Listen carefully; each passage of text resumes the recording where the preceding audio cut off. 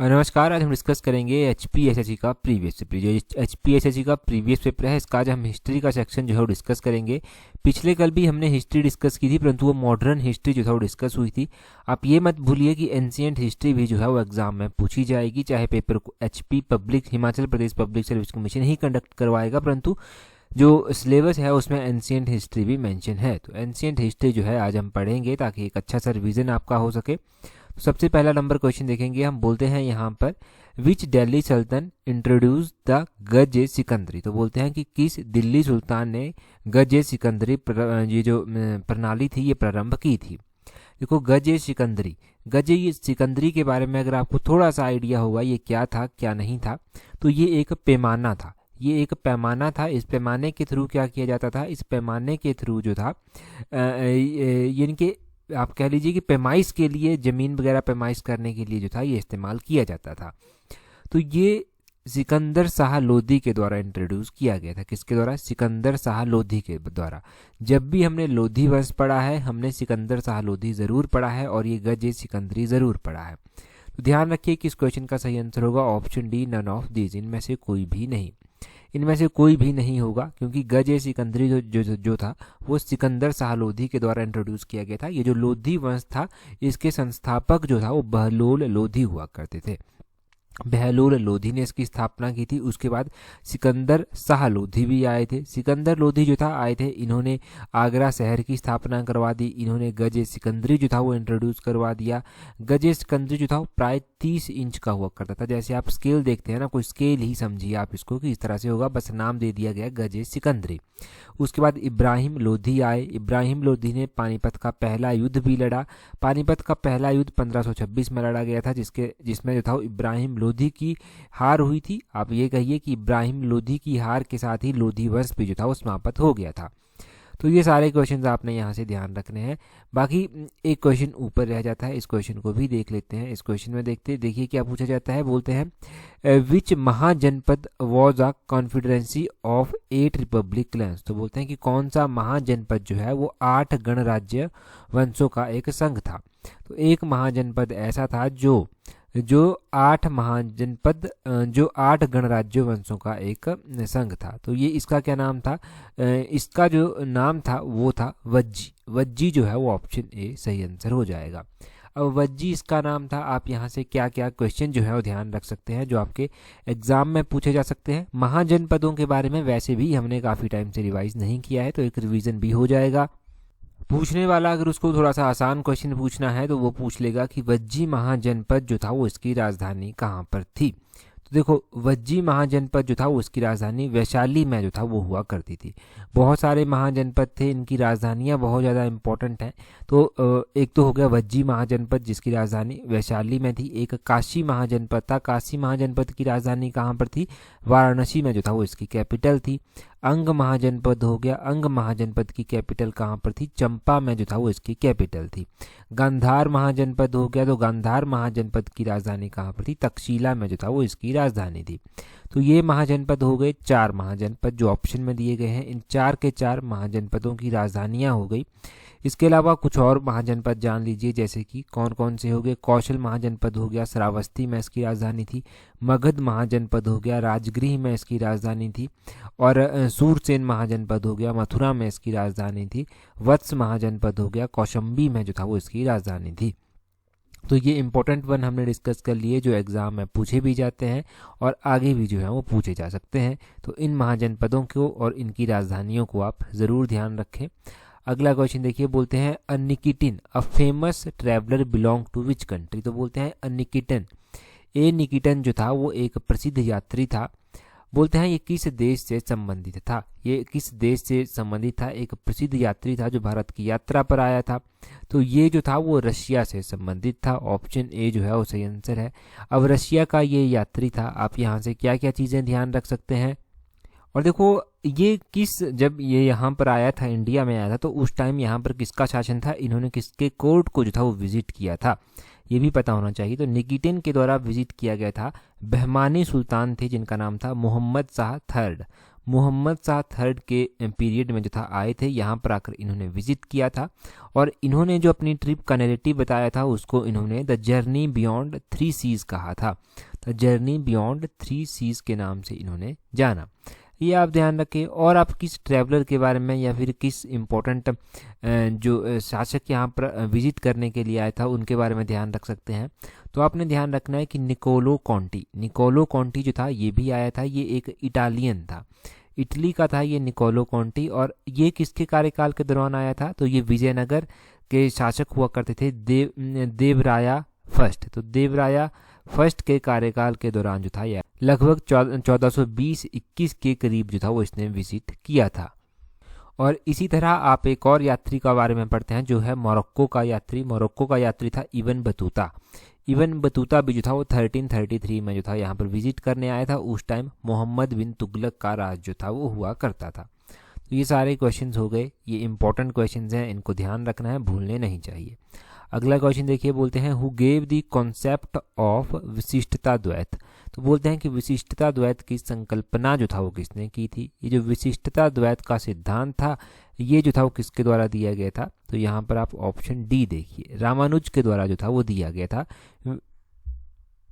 तो अगर रामानुज के बारे में अगर आप बात करते हैं तो आपने ध्यान रखना है कि रामानुज के शिष्य जो था वो रामानंद हुआ करते थे। तो रामानंद बड़े प्रिय शिष्य जो था वो इनके हुआ करते थे। रामानुज ने जो था वो तमिलनाडु के पेरुबंदर में इनका जन्म हुआ था और इनको जो है वो दक्षिण भारत में जो है वो भक्ति आंदोलन की शुरुआत करने का श्रेय भी जो है हो जाता है। इनका जो संप्रदाय था वो वैष्णव संप्रदाय जो था वो इनका रहा था। रामानुज आपने लगभग कवर कर लिया यहाँ से। रामानंद के बारे में भी आपने जान लिया कि रामानंद जो था वो शिष्य हुआ करते थे रामानुज जी के और इन्होंने राम भक्ति के ऊपर जो था वो ज़्यादा बल दिया था। इन्होंने राम भक्ति को जो था ज़्यादा बल देने की कोशिश की और इन्होंने दक्षिण और उत्तर भारत में जो था वो भक्ति आंदोलन को जोड़ने में जो था एक इन्होंने ब्रिज के रूप में जो था वो काम किया था, इस गैप को फिल करने के रूप में, ये ध्यान रखें। और रामदास जी के बारे में आपने क्या ध्यान रखना है? तो आपने ध्यान रखना है कि रामदास जो था ये शिवाजी के आध्यात्मिक गुरु थे और इनका जन्म 1608 में जो था वो हुआ था। इन्होंने पूरे भारत का भ्रमण किया और इन्होंने परमार्थ संप्रदाय की स्थापना भी जो था वो की थी। ये इनके बारे में ध्यान रखें। एकनाथ ऑप्शन में दिया गया है। एकनाथ के बारे में ध्यान रखना है कि इनका जन्म औरंगाबाद के पेठान में हुआ था और इन्होंने जो था वो जाति एवं धर्म में कोई भेदभाव नहीं जो था वो किया था। मतलब आपको पता होना चाहिए ना कि भक्ति मूवमेंट जो हुआ इसमें भी दो तरह के हुए, इसमें सगुण भक्ति हुई और इसमें निर्गुण भक्ति हुई। ये जो सगुण भक्ति है इसमें ये सब लोग आ जाते हैं, रामानुज रामानंद ये सारे लोग इसमें जाते हैं। निर्गुण भक्ति संतों में जो है वो कौन आता है? जैसे कि कबीर हो गया, गुरु नानक हो गया, रविदास हो गया, ये सब जो है वो निर्गुण भक्ति संतों में आ जाते हैं। तो ये सगुण और निर्गुण भक्ति के बारे में भी यहाँ से आपने अच्छे से रिवाइज कर लिया, इसके बारे में ध्यान रखना है। अगला क्वेश्चन देखिए, बोलते हैं battle of Plassey was fought in which year. तो बोलते हैं कि प्लासी का युद्ध जो था वो किस वर्ष हुआ था? ये प्लासी की लड़ाई बोलते हैं किस वर्ष जो था वो लड़ी गई थी। अगर हम प्लासी की लड़ाई के बारे में बात करें तो प्लासी की लड़ाई लगभग 1757 में जो था वो लड़ी गई थी। अब 1757 में प्लासी की लड़ाई लड़ी गई। आपको पता है बहुत सारी लड़ाइयाँ जो था हमारे इंडिया में लड़ी गई, परंतु जो इम्पोर्टेंट वन है वो तो रिवाइज हमें करनी ही चाहिए। तो जैसे ही आप प्लासी का नाम सुनते हैं शायद आपके मन में बक्सर की लड़ाई भी साथ में ही आ जाता होगा। तो बक्सर की लड़ाई 1764 में हुई थी। इसके अलावा पानीपत की बेसिक लड़ाई है जो 1556 में हुई थी। पानीपत की दूसरी लड़ाई हुई थी। पानीपत की पहली लड़ाई 1526 में हुई थी। पानीपत की दूसरी लड़ाई 1556 में हुई थी और पानीपत की तीसरी लड़ाई 1761 में हुई थी। हल्दी घाटी का युद्ध हुआ था जो कि 1576 में हुआ था। ये युद्ध तो ऐसे हैं कि हमने बहुत बार जो है वो रिवाइज कर रखे हैं, परंतु अब कुछ और युद्ध हम रिवाइज कर लेते हैं जो नए आप कह सकते हैं या फिर आप कह सकते हैं कि एंशियंट हिस्ट्री से हट कर हैं थोड़ा सा। जैसे कि प्रथम एंग्लो मराठा युद्ध हुआ था, ये 1775 में हुआ था। सेकंड एंग्लो मराठा युद्ध हुआ था, ये 1803 में हुआ था। थर्ड एंग्लो मराठा युद्ध हुआ था, ये 1817 में 1817 में जो था वो हुआ था। ये एंग्लो मराठा युद्ध के बारे में आप ध्यान रखें। ये युद्ध भी इम्पोर्टेंट है क्योंकि इन युद्धों के बारे में भी पूछा जा सकता है। और भी अगर कुछ बैटल्स आपको रिवाइज करनी है तो खानवा की लड़ाई 1527 में हुई थी। ये लड़ाई बाबर ने जो था वो राणा संघा के साथ लड़ी थी, राणा संघा को पराजित किया था इसमें। और घाघर की लड़ाई हुई थी, ये 1529 में हुई थी। और उसके बाद चौसा की लड़ाई हुई थी जो 1539 में हुई थी। कन्नौज की लड़ाई हुई थी जो 1540 में हुई थी। तालीकोटा का युद्ध 1565 में हुआ था। तो ये बहुत सारी बैटल्स हैं, परंतु इम्पोर्टेंट वन तो फिर भी हमने यहाँ से कवर कर ली, या फिर आप कहिए कि जो आपने पहले पढ़ रखी है ना वो आपने रिवाइज कर ली। अगर पहले नहीं पढ़ी थी तो अभी पढ़ ली, अब आगे जब आप सुनेंगे फिर से वीडियो को तो वो रिवाइज हो जाएंगी आपकी। अगला क्वेश्चन देखिए आपके पास क्या पूछा जाता है यहाँ पर 142 क्वेश्चन नंबर में बोलते हैं the famous figure of dancing girl found in excavations of Harappa was made up of. तो बोलते हैं कि हड़प्पा उत्खनन में प्राप्त एक नाचती हुई लड़की की प्रतिमा जो था वो किससे बनी हुई थी, किस धातु से या किस पदार्थ से जो था ये बनी हुई थी। अगर हम बात करें ना कि ये जो डांसिंग गर्ल का एक फिगर मिला था यहाँ से, जब यहाँ पर खुदाई की गई, एक्सकवेशन की गई हड़प्पा में, तो ये जो था ये किस चीज़ से बना हुआ पाया गया है? ये पाया गया है कि ये ब्रॉन्ज से बना हुआ है, तांबे से बना हुआ है। ऑप्शन बी जो है वो सही आंसर है। कई बार डायरेक्टली क्वेश्चन पूछ लिया जाता है कि तांबे से बनी हुई मूर्ति जो था वो कहाँ पर मिली थी, तो वो हड़प्पा में जो था वो मिली थी। अगर हम हड़प्पा की बात करते हैं ना, तो हड़प्पा देखो, हड़प्पा जो साइट है ना उसकी खोज दयाराम साहनी के द्वारा 1921 में जो था वो की गई थी। पाकिस्तान में स्थित है, रावी नदी के किनारे जो है वो स्थित है। हड़प्पा के अलावा आपने ध्यान रखना है कि और भी बहुत सारी साइट्स हैं जो कि सिंधु घाटी सभ्यता में आती हैं, जैसे कि हड़प्पा हो गया, मोहनजोदड़ो हो गया। मोहनजोदड़ो में मृतकों का टिल्ला मिला था, स्नानागार यहाँ पर मिले थे, कांसे की एक नगन नर्तकी की मूर्ति जो था यहाँ पर मिली थी। अगर हम बात करें सुतका गेडोर की, तो सुतका गेडोर जो है ये पाकिस्तान में पड़ता है और यहाँ पर तांबे की कुल्हाड़ी मिली थी, मिट्टी से बनी हुई चूड़ियाँ मिली थी। अगर हम चूड़ियों की बात करते हैं तो देखो चूड़ियाँ आपने ध्यान रखना है कि चूड़ियाँ जो था वो कालीबंगा साइड जो है यहाँ पर भी काले रंग की चूड़ी जो था वो मिली थी। कालीबंगा जो था वो राजस्थान में पड़ता है और घग्गर नदी के किनारे जो है वो स्थित है। आपने ध्यान रखना है कि यहाँ पर जुते हुए खेतों के साक्ष्य भी मिले, जो हल के द्वारा जो था वो जोते गए थे, ये साक्ष्य जो था वो यहाँ पर देखने को मिले। इंडिया में जो साइट्स हैं जो सिंधु घाटी सभ्यता की वो कौन कौन सी हैं, उसमें धौलावीरा गुजरात में आता है, उसमें जो है वो राखीगढ़ी हरियाणा में आता है, उसमें बनवाली हरियाणा में आता है, रंगपुर गुजरात में आता है, रोपड़ जो है वो पंजाब में आता है और कालीबंगा तो आपको पता है राजस्थान में आता है। तो ये साइट्स आपने ध्यान रखनी है। अगला क्वेश्चन देखिए 143 क्वेश्चन बोलते हैं the fourth Buddhist council compiled an encyclopedia of Buddhist philosophy called. तो बोलते हैं कि चतुर्थ बौद्ध संगीति द्वारा संकलित बौद्ध दर्शन का एनसाइक्लोपीडिया कहलाता है। तो चौथी बौद्ध संगीति के द्वारा जो बौद्ध दर्शन को संकलित किया गया उसका एनसाइक्लोपीडिया जो है वो किसको कहते हैं? वो कहते हैं महाभिभाषा सूत्र को। ऑप्शन सी जो है वो सही आंसर है। पहले तो यहाँ पर बौद्ध संगीतियों की बात हुई, तो आपने ध्यान रखना है कि 4 बौद्ध संगीतियाँ जो था वो मुख्य रूप से हुई थी। ये जो चौथे नंबर की बौद्ध संगीति थी ये कहाँ पर हुई थी? ये कुंडलवन कश्मीर में जो था वो हुई थी। ये आपने ध्यान रखना है कि कहाँ पर हुई थी? कुंडलवन कश्मीर में हुई थी और कनिष्क के कार्यकाल के दौरान जो था वो हुई थी। इस बौद्ध संगीति में जो था वो हीनयान और महायान इन 2 संघों में जो था वो बुद्ध धर्म को बांट दिया गया था या फिर बंट गया था। हीनयान अपनी अलग विचारधारा रखते थे और महायान के लोग अलग विचारधारा रखते थे। हीनयान जो था वो मुख्य रूप से अगर मैं बताऊं तो हीनयान मानते थे कि बुद्ध एक महापुरुष हैं और महायान मानते थे कि बुद्ध एक देवता हैं। और हीनयान जो है ये व्यक्ति धर्म सभी को अपने जो प्रयत्नों हैं उनसे मोक्ष प्राप्त करना चाहिए ये कहते थे। और जो महायान है वो कहते थे कि पर सेवा या फिर परोपकार पर जो है वो बल देना चाहिए और मानव जाति का कल्याण उसी से ही है। और भी बहुत सारी फिलॉसफीज इनकी थी। बौद्ध संगीतियों की ही बात हो रही थी, तो पहली बौद्ध संगीति सप्तपर्णी गुफा में हुई थी, दूसरी बौद्ध संगीति वैशाली में हुई थी, तीसरी बौद्ध संगीति जो था वो पाटलिपुत्र में हुई थी और चौथी बौद्ध संगीति कहाँ पर हुई थी ये आपने जान लिया। तो ये 4 बौद्ध संगीतियाँ हो गई। बहुत टाइम के बाद हमने बुद्ध जी का जन्म कहाँ पर हुआ था वो भी नहीं जाना है, तो बहुत टाइम हो गया रिवाइज किए, उसको जान लेते हैं एक बार। बुद्ध जी का जन्म जो था वो कहाँ पर हुआ था? वो लुम्बिनी में हुआ था। इनकी मृत्यु जो था वो कुशीनगर में जो था वो हुई थी। आपने मुझे क्वेश्चन का आंसर कमेंट करके अभी बताना है कि जैन धर्म के बारे में आप पढ़ते हैं तो महावीर जी का जन्म जो था वो कहाँ पर हुआ था? बहुत ही आसान है, बहुत बार पढ़ा है हमने। महावीर स्वामी जी की बात हो रही है, इनका जन्म कहाँ पर हुआ था? जल्दी से कमेंट करके बता दीजिए। अगला क्वेश्चन देखते हैं 144 क्वेश्चन। बोलते हैं Shershah made revenue settlement with, तो बोलते हैं कि शेरशाह ने आय व्यवस्थापन किया था, ये किसके साथ जो था वो इसने किया था, किसके साथ बनाया था। तो अगर हम शेरशाह की बात करते हैं तो इसने कल्टीवेटर जो थे, कृषक जो थे, इनके साथ जो था वो रेवेन्यू सेटलमेंट किया था। अगर हम शेरशाह की बात करते हैं तो शेरशाह का नाम सुनते ही आपके मन में शेरशाह सूरी इनका पूरा नाम आ जाता है। इनका बचपन का नाम फरीद था। बहुत बार पूछा गया है एग्जाम में, खासकर आपके जो क्लर्क के एग्जाम होते हैं उनमें पूछा जा सकता है, और पटवारी जैसे एग्जाम में ये पूछा जा सकता है। ज़रूर ध्यान रखें इस बात को। और इन्होंने जो था वो किसको हराकर जो था इन्होंने साम्राज्य प्राप्त किया था, तो इन्होंने हुमायूं को हराया था। फिर ये गद्दी पर बैठे थे।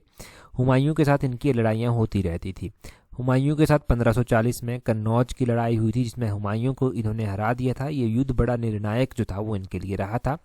शेरशाह के द्वारा जो था वो कुछ सिक्के भी चलाए गए थे। शेरशाह के द्वारा चांदी में रुपया चलाया गया था, तांबे में इनके द्वारा दाम चलाया गया था। तो इनके द्वारा ये ध्यान रखना है। शेरशाह ने भूमि कर जो था वो निर्धारण करने के लिए राई जो कि फसल दरों की सूची थी उसको भी जो था वो लागू करवाया था। तो ये ध्यान रखें आप कि इसने फसल जो भूमि कर थे उसको लेकर भी फसल दरों की सूची को लागू करवाया था, जिसको राई कहा जाता था।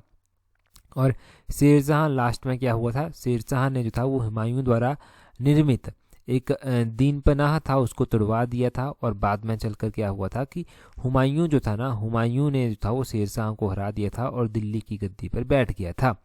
ये आपने ध्यान रखना है। तो ये सारे क्वेश्चन तो यहाँ से हो गए। अगला क्वेश्चन देखते हैं 145 नंबर क्वेश्चन। बोलते हैं which Mughal emperor next Bijapur and Golconda to the Mughal empire. तो बोलते हैं कि किस मुगल शासक ने बीजापुर एवं गोलकोंडा को मुगल साम्राज्य में सम्मिलित किया था। तो देखो पहले के टाइम में तो यही काम होता था ना कि है ना, इस साम्राज्य को अपने अधीन कर लो, इसको दान में दे दो, है ना, उसको लूट लो, ये सब कर दो। तो एक मुगल शासक ऐसा था जिसने बीजापुर और गोलकोंडा जो कि प्रसिद्ध एक नगर हुआ करते थे, इनको जो था वो लूटा था, इनको अपने साम्राज्य में जो था वो मिला लिया था। ये किया गया था औरंगजेब के द्वारा। ऑप्शन डी जो है वो सही आंसर है। औरंगजेब ध्यान रखना है, शाहजहां के बाद औरंगजेब आया था। औरंगजेब का पूरा नाम था मोहम्मद औरंगजेब, महीउद्दीन मोहम्मद औरंगजेब। इसका जन्म 1618 में जो था वो हुआ था। अब इसको जिंदा पीर भी कहा जाता था। और इसके बारे में ध्यान रखना है कि इसने बहुत सारी लड़ाइयाँ तो लड़ी ही थी, परंतु ये ना मतलब इसका जो एम्पायर था वो इसके बाद जो था वो इतना मेंटेन नहीं रह पाया। मुगल जो था वो उसके बाद डिक्लाइन होने लग पड़े थे। आपने ध्यान रखना है कि बीजापुर और गोलकुंडा के विरुद्ध इसने विरुद्ध किए थे। और मराठों की 4 पीढ़ियां जो शिवाजी हैं, संभा हैं, राजरामा हैं और विधवा ताराबाई हैं, इनके विरुद्ध जो था वो इसने युद्ध भी लड़े थे। बीजापुर को इसने लगभग 1686 में अपने राज्य में मिला लिया था, अपने साम्राज्य का हिस्सा में बना लिया था। और गोलकुंडा की बात करें तो विजयपुर को साम्राज्य में मिलाने के बाद 1686 में ही ये शाह आलम को जो था वो गोलकुंडा पर आक्रमण करने के लिए भेज देता है। और 1687 में ये सफल हो जाते हैं अपने इस मिशन में, और उसको भी वो अपने अधीन जो है वो मिला लेते हैं। फिर शिवाजी की अगर हम बात करें तो शिवाजी को भी इसने जो था वो तंग करके रखा था, परंतु शिवाजी बहुत शक्तिशाली थे। इसने क्या किया, शाइस्ता खां को जो था वो शिवाजी के खिलाफ लड़ाई लड़ने के लिए भेज दिया। 1660 में इसने शिवाजी को दंडित करने के लिए शाइस्ता खां को अपॉइंट किया। और 1665 में क्या हुआ, जब इसको रास नहीं आया तो इसने राजा जयसिंह को भी जो था वो भेजा था। जयसिंह ने जो था वो शिवाजी को पराजित कर दिया था और 1665 में किया था। पुरंदर की संधि करने के लिए जो था वो फिर बाद में चलकर इसको शिवाजी को जो था वो विवश किया गया था। शिवाजी की मृत्यु के बाद जो था वो संभाजी जो था वो शासक बने थे, और उनका भी जो था वो मुगलों के साथ संघर्ष जो था वो जारी रहा था। और डेफिनेटली ये सारी चीज़ें आप पढ़ते भी हैं, हिस्ट्री जब पढ़ते हैं और एग्जाम में फिर हेल्प भी ये चीज़ें आपकी करती हैं। तो ये आपने औरंगजेब के बारे में बहुत कुछ जान लिया। बीजापुर, गोलकुंडा, मुगल साम्राज्य में इनको कब मिलाया गया, ये सारी चीज़ें आपने जान ली। अब देखो ये चीज़ें आपको स्टेप बाय स्टेप रिवाइज भी करनी है, याद भी रखनी है। उसके लिए हमने जो ऑल एग्ज़ाम की ऑडियो रेडियो सीरीज़ चलाई है ना, जो शाम को 6 बजे आपको सेशन प्रोवाइड करवाया जाता है, उसके 6-7 पार्ट हो चुके हैं। तो उन पार्ट को अगर आप सुनेंगे ना तो आपको डेफिनेटली लगेगा कि आपने जो है जो चीज़ें पढ़ी हैं वो रिवाइज हो रही हैं। और 1 महीना अगर आप कॉन्टिन्यूसली सुन लेते हैं ना तो आपको ये लगेगा कि आपने बहुत अच्छी प्रोग्रेस जो है वो पिछले 1 महीने में इनको सुनकर अपनी निकाली है। और आप जो है अगर नए हैं तो यहाँ से रिवीजन कर सकते हैं, यहाँ से नोट्स भी साथ साथ जो है वो बना सकते हैं। और पुराने हैं अगर आप हमारे साथ जुड़े हुए तो आपको पता है कि मेथड क्या है कि जितना हम पढ़ते हैं उसको बार बार रिवाइज करते हैं और वो भूल जाए ऐसा सवाल ही पैदा नहीं होता। और इसी बात पर मुझे आप एक क्वेश्चन का आंसर कमेंट करके बता दीजिए। क्वेश्चन आपके लिए ये है कि ऋग्वेद के कौन से मंडल से जो है वो गायत्री मंत्र लिया गया है। तो गायत्री मंत्र ऋग्वेद के कौन से मंडल से लिया गया है ये आपने कमेंट करके बताना है। बहुत ही ज़्यादा इंपॉर्टेंट क्वेश्चन है, बहुत बार आपके एग्जाम्स में पूछा गया है, आगे भी डेफिनेटली पूछा जाएगा।